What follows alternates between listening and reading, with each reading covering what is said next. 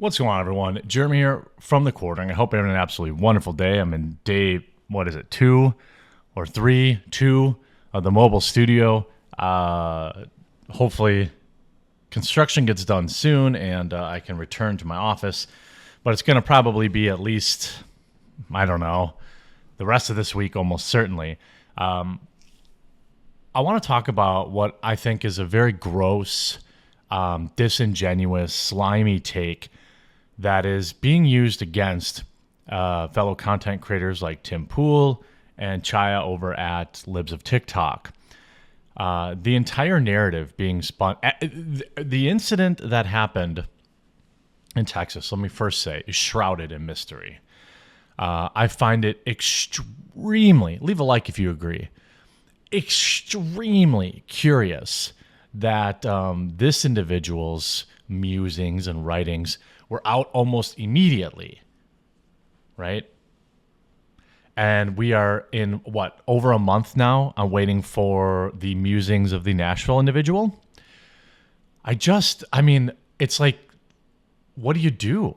It's like the clown world is so real and so, frustrating, and it leaves you feeling powerless in a way. It's like, I could have told you, and you could have all, I'm sure you all agree, of course we're going to see this person's musings. Why? Because they're allegedly some sort of neo bad guy from WW2. I mean, the dude had allegedly the lightning bolt tattoos and all this kind of stuff, and was Latino. Now, I am not versed in this area, but as far as I know, there were no Latino members of the SS. I'm not a historian, okay? Also, I'm not totally sure that the KKK is recruiting Latinos. However, I don't know that to be a fact, okay? What I do know is technically I think Latinos are classified as white, although I'm not sure exactly. I see Hispanic, I see it classified multiple different ways.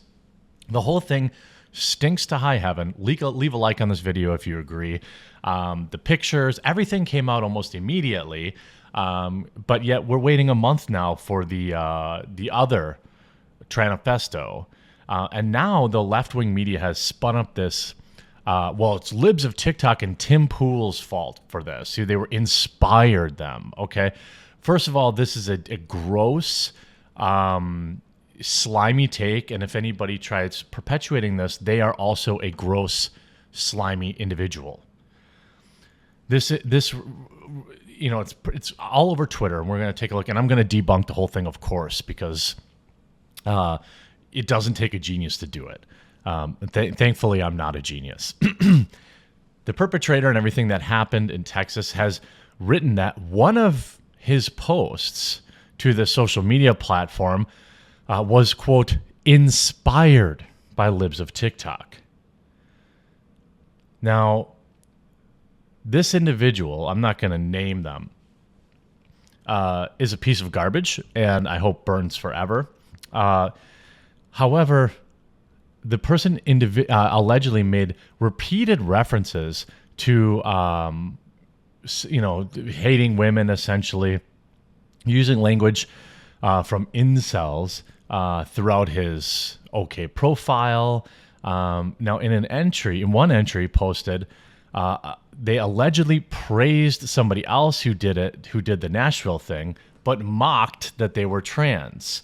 Also, apparently written some anti-Semitic posts. I mean, again,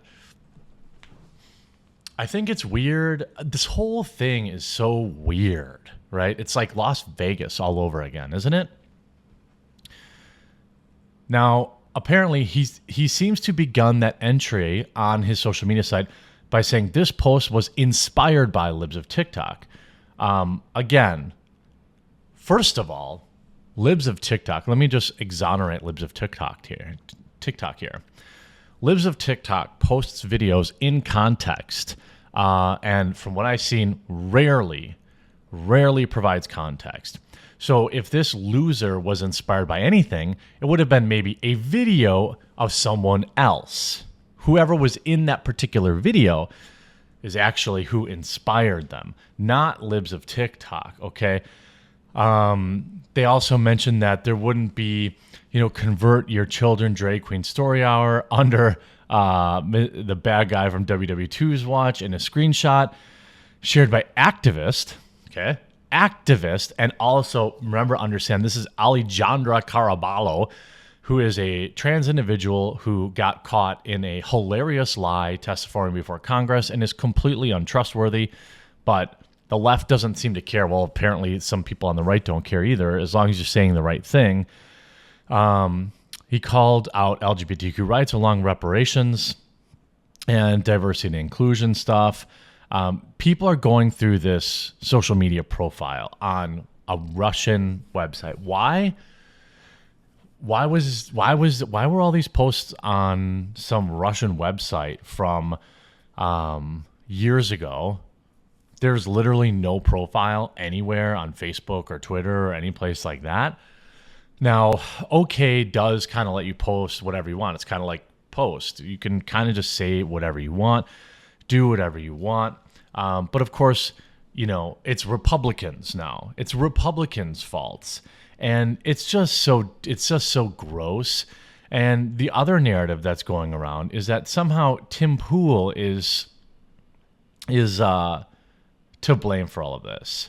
And I want to show the post that people are making what is probably the dumbest, most low IQ comparisons, just because this individual has a Tim Pool video in their watch history. Okay, so any no posts. The brown face of supremacy, a leftist Bellingcat writer, has posted screenshots from the purported obscure OK social media profile of this individual. Why is it on Russian media? Boy, it's all just all too perfect, right? You get to say Russia, you get to say Republicans, you get to say, ARs, you get to say, it's like the perfect, if you were going to put together something to really hit all your talking points, right? Anyway, hey, I don't know any different. I'm just saying. The Texas loser this person is trying to link him to Timcast and libs of TikTok. The account has photos of random Latino people wearing or posing in front of swastika symbols like that. Bellingcat is also a government-funded website that has sourcing from intelligence agencies and employs radical leftist writers. What a shock. So here's the screenshot that's saying, it's apparently they were a Timcast fan. Let me tell you how fandom actually works. Well, you all know, right? Because you're not disingenuous loser scumbags. But there are people, this may shock the left-wing media, that watch my content that don't necessarily agree with all of my opinions. I watch content from a lot of left-wing people. In fact, I watch more left-wing content than I do right-wing content, so I can keep up on the talking points, what's going on, what's the narratives, things of that nature, right? And also because it's fun to dunk on them occasionally. There is also a second layer. So first of all, just because there's screenshots or a watch history or something like that includes 2 Timcast videos, 2 Timcast episodes, right? Suddenly he's a Timcast fan. Well, here's the reality. Tim also hosts guests every night. And who are the guests here? Well, Elijah Schaffer, who is very hardline right, and Savannah Hernandez, who also is very strong conservative. Also, a very nice person whom I've met and worked with and has never espoused any wild anti-anybody opinions in public or private that I know of. And then a Just Pearly Things interview with, guess who? Nick Fuentes. Okay, and Nick Fuentes certainly has espoused very similar opinions as this individual has allegedly espoused. Well, what's the common thread here? They're all guests. Maybe they're interested in the guests And also, that isn't to say that Elijah is in fact the one that inspired him, or Nick or Savannah, but it's certainly not Tim, right? You just because you watch an episode, I watch the Young Turks. I'm no fan of them. I'm no fan of. Well, I kind of like Jimmy Dore, even though he's a leftist. I don't agree with his opinions, but I find him entertaining. It would be unlikely for it would be Jimmy Dore is never going to inspire me to do anything, and I do think it's awfully interesting when it's like, wow, we're never going to know what this transit individual did in Nashville. We're never going to know. They're going to memory hole it just like Las Vegas, right? They do it right out in front of us, and we can do nothing to stop it. You have morons like Keith Olbermann saying, oh, yeah, it's suspect that they put this post was inspired by libs of TikTok. All they're doing here is they're recalling, this is what I'm talking about. They're recalling having a woke teacher in their past. They're also putting in some of there's racism, stuff like that. But like, it's not inspired by anything libs of TikTok said or implied. It was just a video posted of probably a psycho teacher. Because they went on to say, I had a teacher who was supposed to be a chemistry teacher, but she used the class to promote diversity, hippie stuff.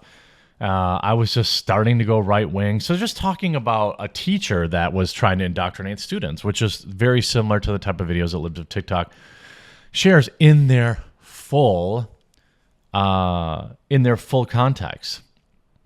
And then talking about tattoos.